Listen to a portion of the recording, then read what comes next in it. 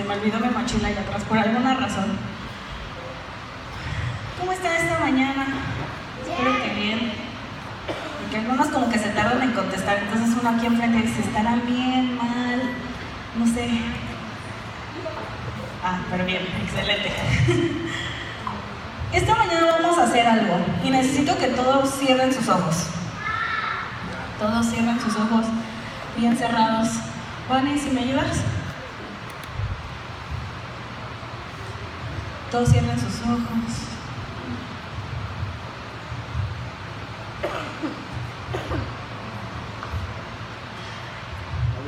Y para empezar esta mañana, lo primero que quería hacer es que pongas tu mente en una mente de adoración. Y yo sé que acabamos de estar en la alabanza y todo, pero necesito que hoy nos concentremos en entrar en un momento en nuestra mente y en nuestro corazón en donde todo lo que hacemos y todo lo que pensamos es adoración. Y este tipo de situaciones es lo que nos va a ayudar a entender mejor la palabra, y es lo primero que quiero.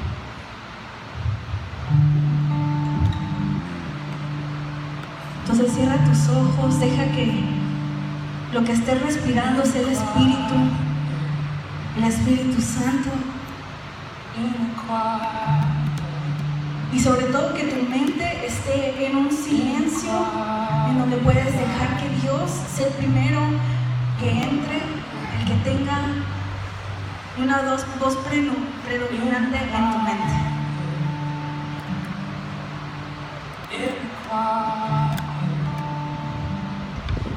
Mientras estás en este momento con los ojos cerrados, empieza a darte cuenta de cómo respiras. Si estás muy tranquilo, si estás muy agitado, deja que Él empiece a hacer cosas.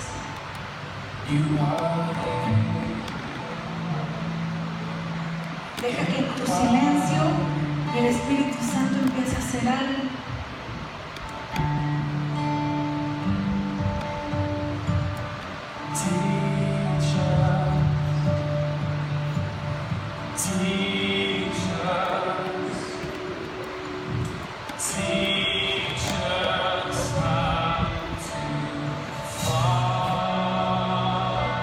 Deja que Él empiece a hablar. Que no sea tu voz la que escuchas, sino que empiezas a darte cuenta que son los sonidos del Espíritu Santo.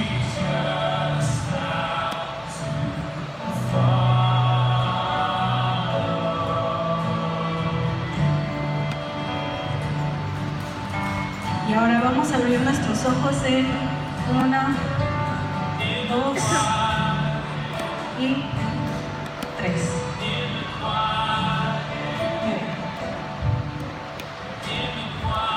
Ahora, esta mañana lo primero que quería hacer antes de empezar estos 10 minutos es primero dejar nuestra mente, porque muchas veces cuando llegamos los domingos tenemos un montón de cosas en nuestro corazón y estamos pensando, y son como situaciones que hacen que la voz de Dios nos escuche porque estamos pensando en otras cosas. Y hoy voy a hablar de una historia que hemos escuchado mucho tiempo, pero muchas veces no le ponemos atención a ciertos detalles. Y hoy les voy a dar otra perspectiva que yo vi mientras la estaba leyendo. En Mateo 14, 22, cuenta la historia cuando los discípulos estaban en la barca. Y entonces empieza a contar una historia en la que Jesús se fue al otro lado y les dijo que fueran con Él. Pero que se iban, o sea, Jesús no iba con ellos, sino ellos iban en una barca diferente. Creo que todos hemos escuchado esta historia, o la mayoría, en donde Jesús los deja así como de, bueno, nos vemos al ratito. Y entonces cuando ellos estaban en la barca, empezó a suceder algo. Y es que empezó a haber, ¿qué? ¿Alguien sabe? Una tormenta. Entonces, ese momento para los discípulos, necesito que entremos ese espíritu en el que ellos estaban, porque Jesús les dijo que fueran a un lugar y ellos iban hacia allá, pero cuando estaban en medio del camino, y me da mucha risa porque si leemos, dice que ellos estaban en las 3 de la mañana cuando empezó a haber esta tormenta. Y mientras ellos estaban en esta tormenta, empezaron a suceder cosas en sus corazones, ¿no? Porque imagínate que tú estás en un lugar así como de, ay, sí, me voy a encontrar con mi amigo, y de repente hay una tormenta inmensa y no sabes qué hacer. Hace unos años, mis hermanas y yo fuimos a San Juan del Río a un ensayo por la alabanza de allá. Y cuando estábamos en medio del ensayo, empezó a llover en San Juan, pero así, una lluvia que yo decía, no inventes, nos vamos a ahogar aquí. Y cuando quisimos, nos tuvimos que esperar como una hora para poder salir de San Juan del Río. Y mientras estábamos ahí, mi carro no es una camioneta, o sea, es un carrito. Entonces mientras estábamos queriendo salir de San Juan del Río, viendo todas las rutas que podíamos pasar, no podíamos pasar porque estaba inundado. Y yo decía, nos vamos a morir aquí porque se va a meter el agua a mi carro, o sea, no morir, pero me voy a mojar con agua de caño, y eso nunca nadie lo quiere, ¿verdad? Entonces cuando íbamos pasando se empezó a meter el agua a mi carro, y yo dije, no, ya, aquí nos quedamos mejor, párate y nos esperamos. El punto de todo esto, no sé a cuántos les ha pasado esto, que están en un momento en donde quieren llegar a un lugar y cuando están a la mitad o ya van empezando el camino, hay una cosa que los quiere detener. Esto fue lo que le pasó a los discípulos. Lo interesante de la historia es después, porque cuando ellos estaban de camino hacia allá y se empezaron a dar cuenta y se empezaron a alterar, pasó algo. ¿Y qué pasó? ¿Alguien se acuerda? Nadie se acuerda, nadie ha leído la Biblia. ¿Qué pasó? Lo que hizo que todo cambiara de perspectiva. Que llegó Jesús. Pero cuando llegó Jesús, no llegó Jesús y todos dijeron, ay, qué bueno que llegó Jesús. Lo primero que hicieron fue espantarse porque dijeron, o sea, ¿nos vamos a morir? ¿Hay un fantasma? Me voy a morir peor. Me va a rematar el fantasma. Entonces Jesús no entró en una situación de calma y cuando lo vieron todos se calmaron. No, sino al revés, se alteraron más. Lo cual es muy gracioso. Porque todos, o sea, yo sé que estás en medio de la tormenta, pero que si ves a tu amigo, o sea, todos sabemos cómo caminamos, ¿no? O sea, si yo veo una sombra caminar, yo digo, es Felipe. Si yo veo una sombra caminar, ¿no les ha pasado que escuchan pasos y dicen, ay, es mi mamá bajando las escaleras? Porque mis papás bajan como una manera bien graciosa las escaleras. Entonces yo digo así como, es mi mamá. Entonces ellos estaban espantados porque no reconocieron los pasos de Jesús. Esto estaba pasando y entonces sus corazones empezaron a entrar en un completo miedo. Además de que había una tormenta, había un fantasma. Imagínense eso. Imagínense el nivel de miedo. Entonces, esta historia está muy graciosa por eso. Porque lo primero no reconocieron a Jesús, no sabían ni qué onda, qué estaba pasando. Y segunda cosa que me llama mucho la atención de esta historia es que muchos de los discípulos eran pescadores. Ahora, cuando tú eres pescador y sabes que hay una hora para pescar, que es en la madrugada, hasta donde yo tenga la información, una buena hora para pescar es en la madrugada, porque no sé, o sea, no sé, encuentras medio dormidos a los pescados, yo no sé, pero en la madrugada es una buena hora para pescar. Ahora, ellos estaban acostumbrados a vivir en tormenta, ¿sí o no? Porque, por ejemplo, es como si tú fueras una persona que construye un edificio y te espantaras porque cayó porque hay tierra, o porque de repente a mitad de la construcción te empezó a llover y te espantaras. No, pues estás acostumbrado, o sea, ese es parte de tu trabajo. Cuando estás en el trabajo luego hay cosas, ¿no? No sé, no me puedo, es como si yo, que soy maestra, y de repente me espantara porque alguien no trajo la tarea. Es como de, ay no, ¿qué pasó? Me espantara. Pues no, o sea, todos, o sea, no van a traer la tarea, o sea. Entonces ellos, llega un momento de sus vidas en que tienen que estar acostumbrados a que haya tormenta. Era algo normal. ¿Qué era lo que los espantó más? Porque ellos no estaban alterados solo porque vieron a Jesús y pensaron que era un fantasma. Desde antes ya estaban espantados. Entonces cuando yo leí esto decía, ¿pero por qué? O sea, si estaban, o sea, no pudieron calmarse unos a otros los que ya eran pescadores, así como de, no, tranquilo amigo, yo sé cómo, tú no te apures, yo sé cómo solucionar la situación o llevarnos al otro lado. Pero no, ellos estaban en un momento en el que estaban súper alterados. Y Jesús lo que hace en ese momento les empieza a decir, no, tranquilos, soy yo, soy Jesús, nomás que estoy caminando en las aguas. Y entonces, ay, no, bueno. O sea, no, también se espantaron por eso. Hay muchos, si ven, hay muchos factores que dan miedo en esta historia.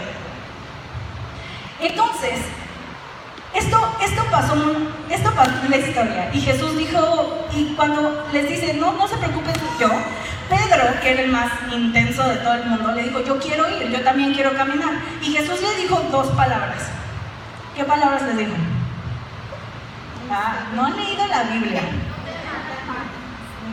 Otras. ¿Dónde está? Está en el 29. Y le dijo 2 palabras muy sencillas. Y le dijo sí, y le dijo ven. 2 palabras. Pedro se empezó a mover por eso.